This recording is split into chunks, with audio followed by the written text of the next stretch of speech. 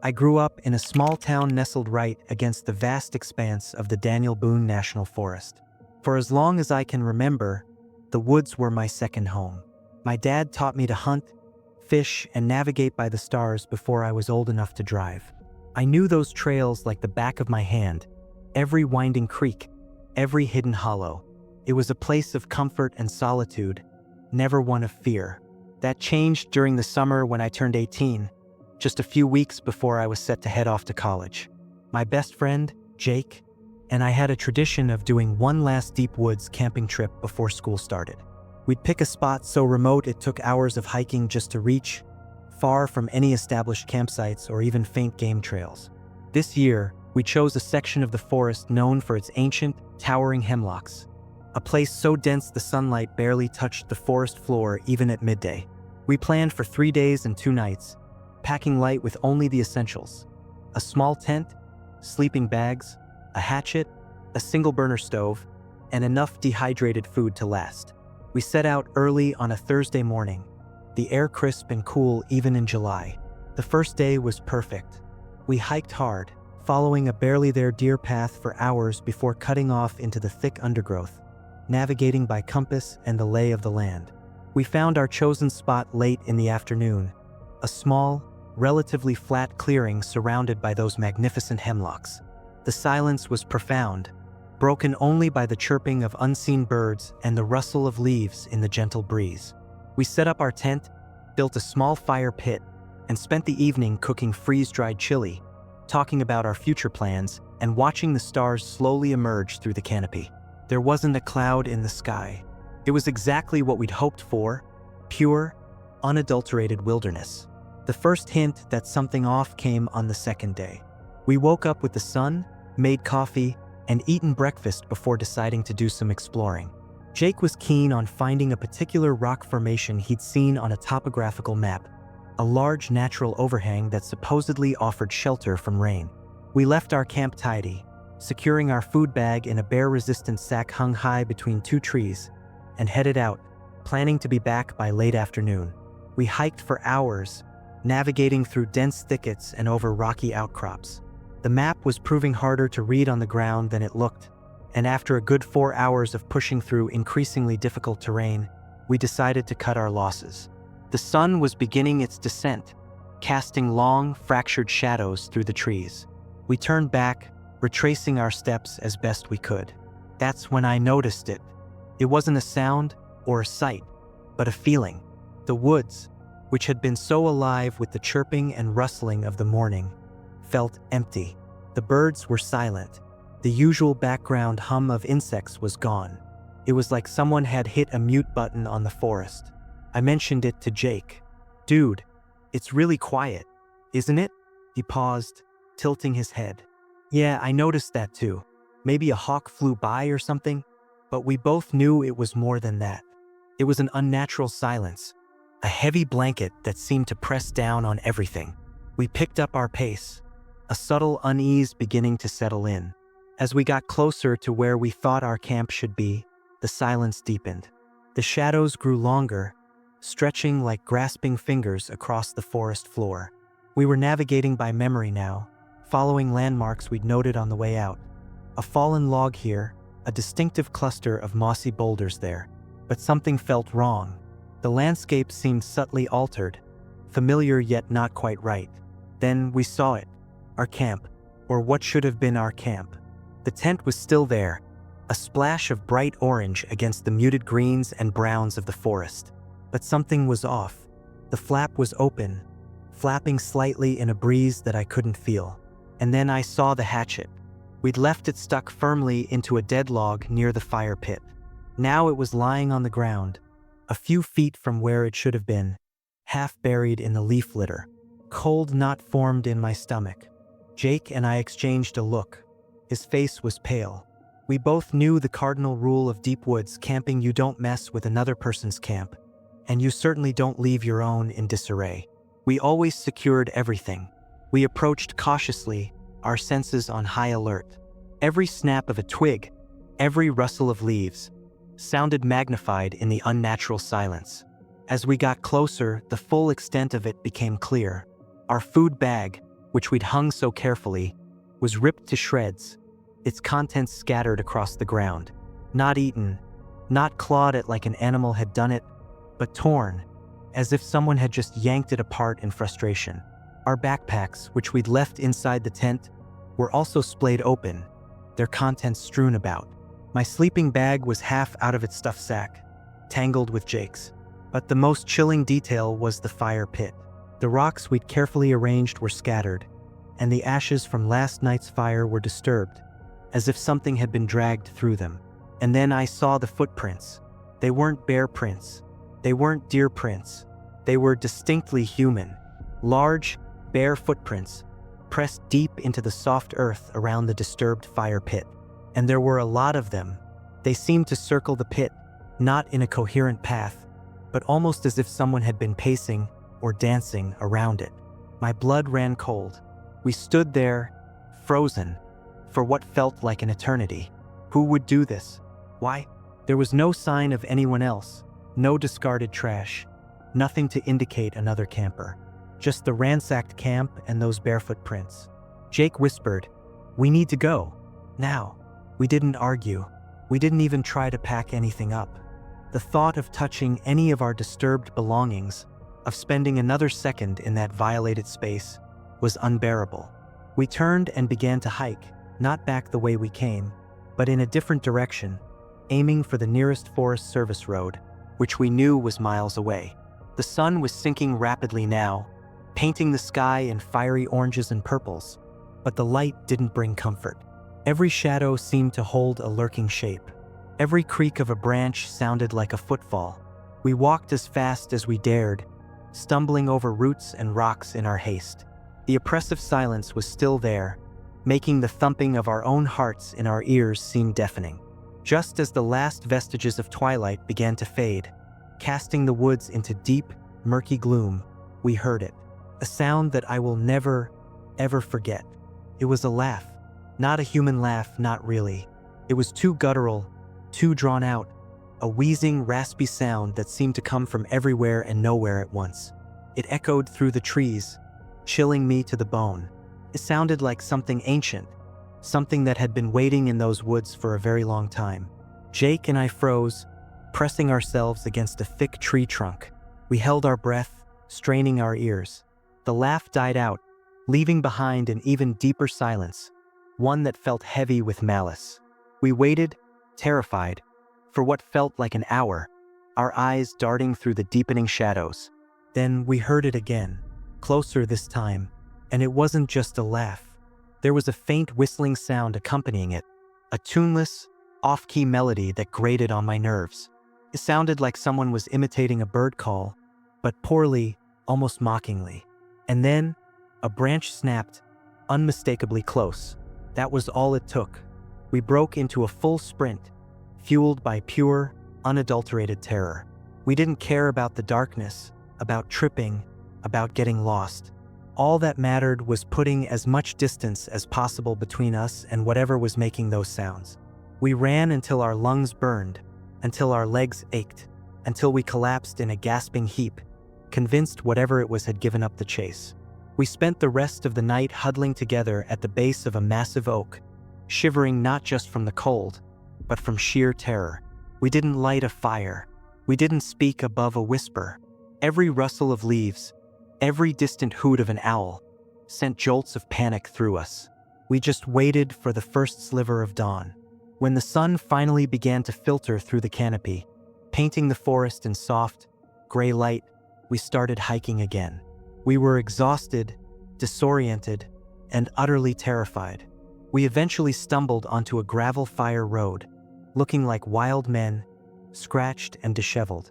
We walked for miles along that road until we finally flagged down a bewildered forest ranger in his pickup truck. We tried to explain what happened, but even to our own ears, it sounded insane. He listened patiently, looked at our disarray, and just nodded. He didn't say much, just offered us a ride back to our car. We never went back to that spot. In fact, I haven't been deep into those woods since. The comforting familiarity of my childhood sanctuary was shattered that night. Sometimes, even now, when I'm alone and it's quiet, I can still hear that wheezing, mocking laugh, and that off-key whistle. It reminds me that some things in the wilderness are best left undisturbed, and some silences are far more terrifying than any scream. It happened in a remote part of northern Maine, a place known for its vast, unforgiving wilderness and long, brutal winters. I'd always considered myself an independent person, drawn to solitude and the challenge of living off the grid, even if just for short periods. That's why, at 27, I decided to take a job as a fire lookout for a season in the expansive, sparsely populated forests of northern Maine. The nearest town was a good 2-hour drive, and my only regular human contact would be the weekly supply drop-off by a gruff but kind ranger named Frank. My lookout tower was perched atop a craggy peak, offering panoramic views of endless trees, lakes, and distant mountain ranges. It was everything I dreamed of: peace, quiet, and the profound beauty of untamed nature. My living quarters were basic but comfortable. A small cabin at the base of the tower with a wood stove, a cot, a tiny kitchen area, and a radio for emergencies. Up in the tower itself was my workstation, maps, binoculars, and the constant vigil for smoke plumes. I loved the rhythm of it, waking with the sunrise, scanning the horizon, reading a book, making simple meals, and watching the stars blaze brighter than I'd ever seen them. The isolation was a balm, a chance to truly disconnect from the incessant noise of the modern world. My shift had been going on for about 2 months when the first odd thing happened. It was late August and the days were still warm, but the nights were starting to get a chill that hinted at the coming autumn. I was up in the tower, just after sunset, meticulously scanning the horizon as I always did before settling down for the evening. The air was perfectly still, not a breath of wind.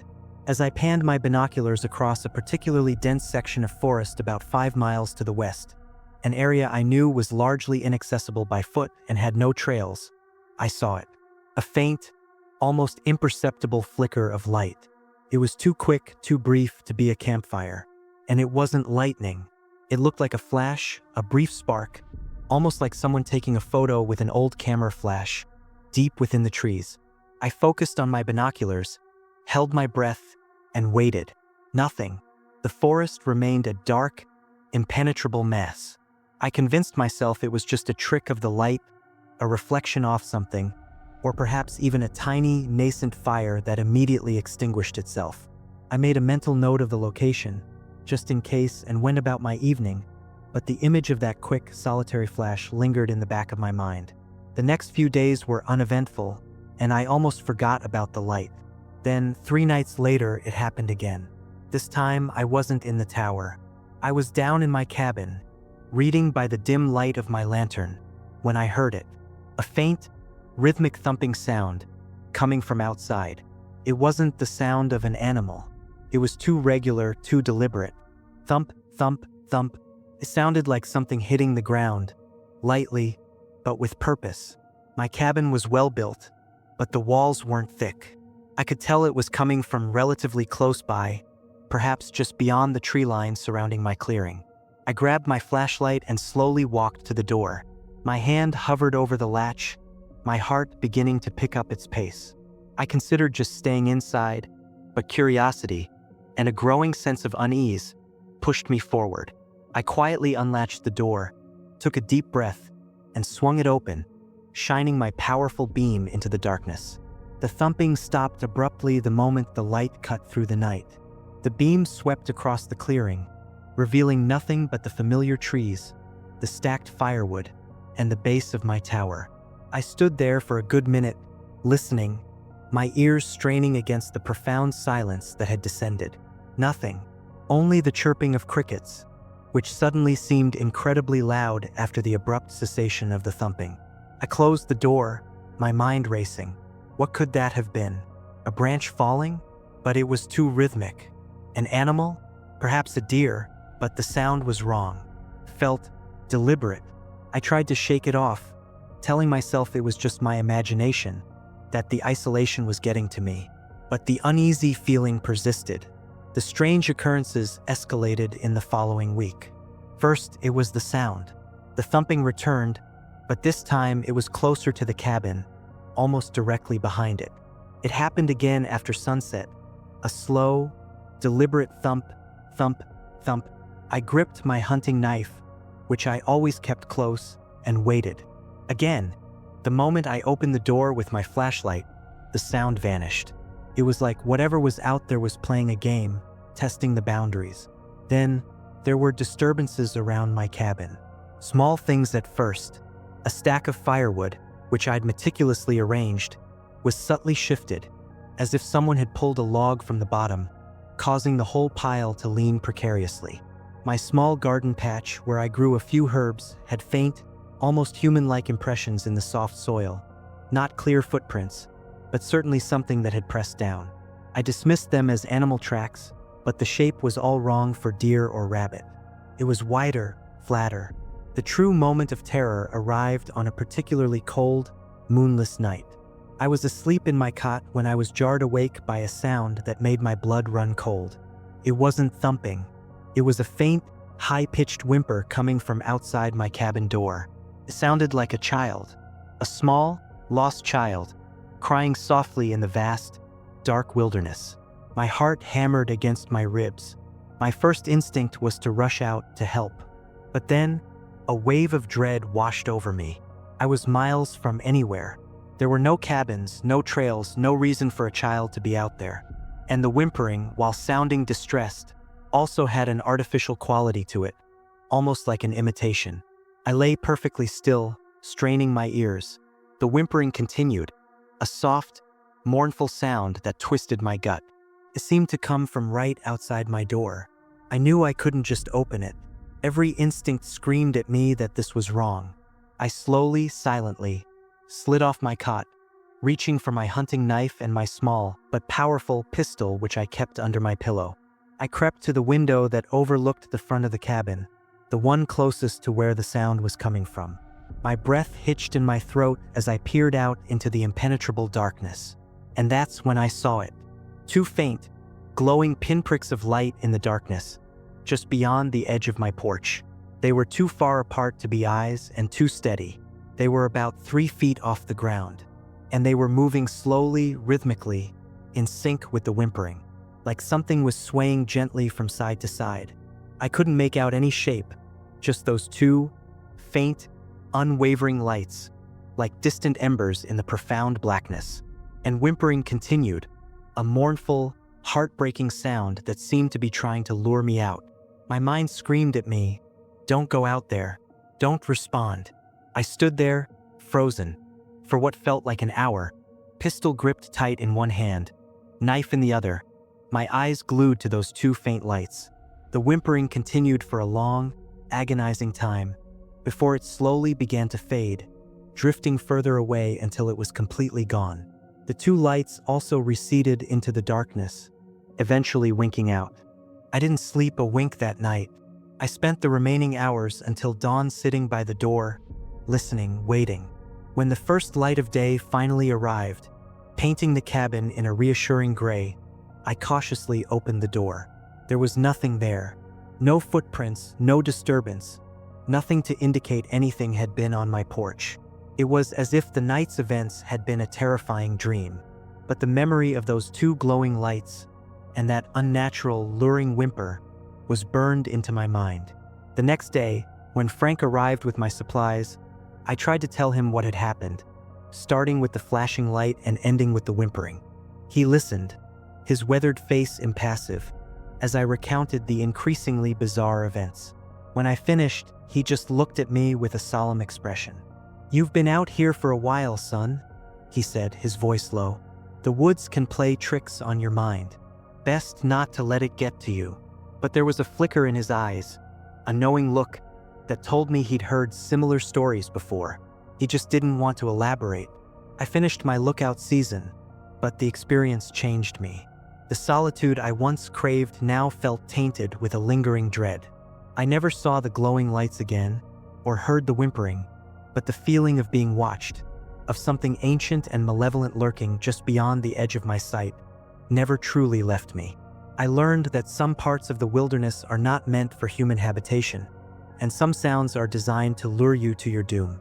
And sometimes the most terrifying things are the ones you can't quite explain, the ones that leave you with only questions and a profound, lasting sense of fear.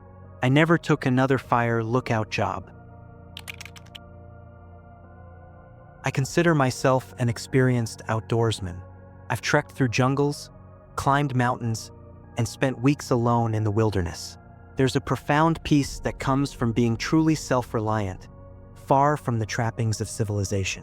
My latest adventure was a solo, week-long backpacking trip into a particularly isolated section of the Canadian Rockies, just over the border in British Columbia.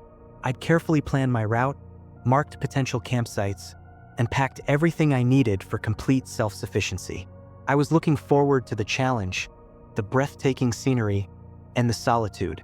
The first 3 days were incredible. I hiked through alpine meadows bursting with wildflowers, crossed rushing glacial streams, and spent my evenings watching marmots scurry across rocky slopes as the sun dipped below jagged peaks. I felt completely at peace, invigorated by the fresh mountain air and the stunning vistas. My first 2 campsites were high above the tree line, exposed but offering unparalleled views. On the 4th day, my plan was to descend into a lower valley, a dense, old-growth forest known for its enormous cedars and firs, and set up camp beside a remote, unnamed lake I'd spotted on my topographical map. The descent was tougher than I expected, the trail often faint and overgrown. By the time I reached the valley floor, the sun was already beginning to cast long shadows. The forest here was a different world from the exposed alpine. It was dark, damp, and felt ancient. The trees were so massive, their branches intertwined so thickly, that the canopy created a perpetual twilight, even at midday. It was a beautiful but also slightly oppressive atmosphere. I finally reached the lake just as the last rays of sunlight were fading. It was smaller than I'd imagined, more of a large pond, but incredibly serene, its glassy surface reflecting the towering trees.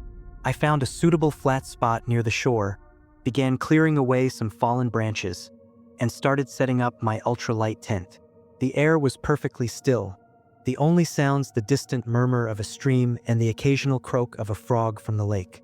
As I was standing out the tent, I heard it, a faint, almost imperceptible sound that seemed to come from the dense woods directly across the lake. It was a snap, like a twig breaking underfoot. I paused, tent stake in hand, and listened. Nothing, just the continued silence. I dismissed it, probably a deer or some other forest creature. I was in prime wildlife territory after all. I finished setting up my tent, laid out my sleeping bag, and started gathering firewood for a small, cooking fire. As I was collecting kindling, I heard it again.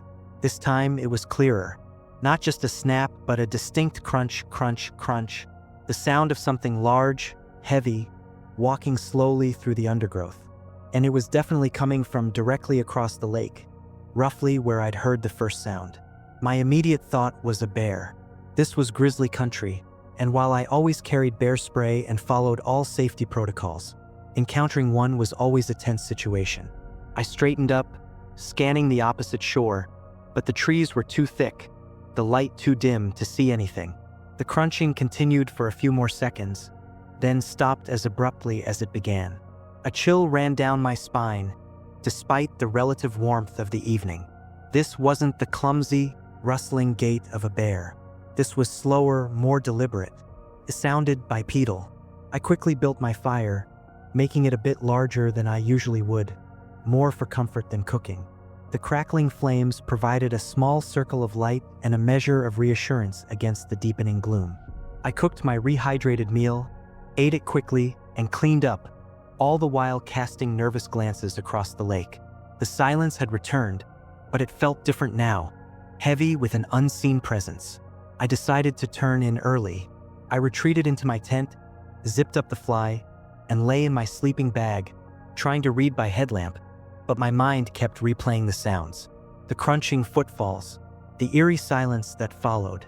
I told myself it was just an animal, that my imagination was working overtime.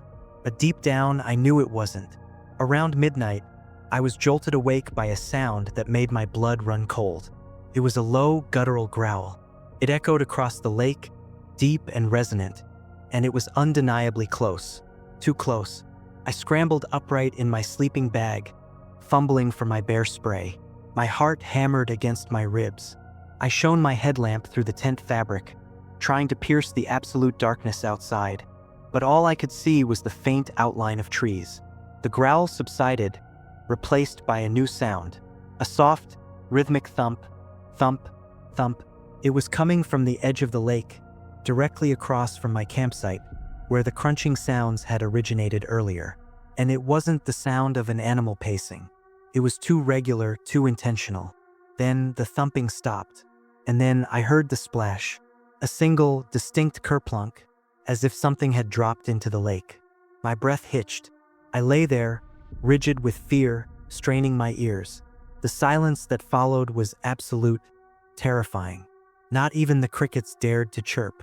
I could feel my own pulse throbbing in my ears. Suddenly, a new sound cut through the silence. A soft, almost whispered hiss. It came from the dense trees directly behind my tent. My entire body went rigid. I wasn't just hearing things across the lake anymore. Something was right there. My mind raced, trying to process the impossibility of it. How could something have circled the entire lake, silently, and gotten behind me without me hearing it? The hissing continued, a faint, serpentine sound that sent shivers down my spine. It was close enough that I could almost feel it, smell it. I could practically feel eyes on me through the thin fabric of my tent. I knew I had two options: stay put and pray whatever it was would leave, or try to escape. Every fiber of my being screamed at me to get out. But getting out meant unzipping the tent, exposing myself to whatever was lurking in the oppressive darkness just inches away. I slowly, silently, reached for my small, tactical knife, slipping it out of its sheath. My hand trembled. I knew I couldn't fight off a bear with a knife, but this didn't feel like a bear. This felt more insidious, more intelligent. The hissing stopped, and then I heard a new sound, a sound that made my blood run cold and cemented the terror in my mind. It was a single, long, drawn-out inhale, so close I could almost feel the displaced air. It sounded like something was taking a deep, ragged breath, right outside my tent. My heart was pounding so hard I thought it would burst. I could smell something now, a faint, earthy, slightly metallic scent that was deeply unsettling. I knew I couldn't stay. With a sudden burst of adrenaline, I unzipped my tent in one swift motion, bear spray clutched in one hand, knife in the other, and launched myself out into the night. My headlamp beam cut through the darkness, sweeping wildly. There was nothing there, absolutely nothing. The space behind my tent was empty. The trees stood silent, motionless. I spun around, sweeping the beam across the campsite, towards the lake. But all I saw was the familiar dark expanse of water and the dense, unbroken tree line of the opposite shore. I stood there, hyperventilating, adrenaline coursing through me, my senses on high alert. I saw no tracks, no disturbed leaves, no indication that anything had been there at all. It was as if the sounds, the growl, the thumping, the splash, the hiss, and that terrifying inhale had been conjured from thin air. But I knew they hadn't been. I felt it in my gut, in every screaming nerve ending. Something had been there. Something had been watching me, taunting me, trying to lure me out, and then had vanished without a trace the moment I confronted it. I didn't bother packing up my camp. I didn't even dare to go back into the tent. I just grabbed my pack, threw it on my back, and started hiking. I didn't care that it was the middle of the night, that I was deep in grisly country, or that I was utterly disoriented. All I cared about was putting as much distance as possible between myself and that terrifying lake. I hiked through the darkness, guided only by the faint glow of my headlamp and a desperate, primal urge to escape. I pushed myself relentlessly, stumbling, falling, getting scratched and bruised, but never stopping. I climbed out of that valley and didn't stop until the first rays of dawn painted the mountaintops in a welcome, reassuring light. I eventually found my way back to a familiar trail, looking like a haunted mess. I never finished that trip. I hiked straight out of the wilderness, and I haven't taken a solo trip back into truly remote country since. The memory of that night at the lake, of the sounds and the unseen presence is burned into my mind. I still don't know what it was, a creature, a person, something else entirely, but I know it was malevolent. And it taught me that there are some places in the wild where you are not just alone, but you are also not welcome. And some things that watch you from the shadows, eager for you to step into the darkness.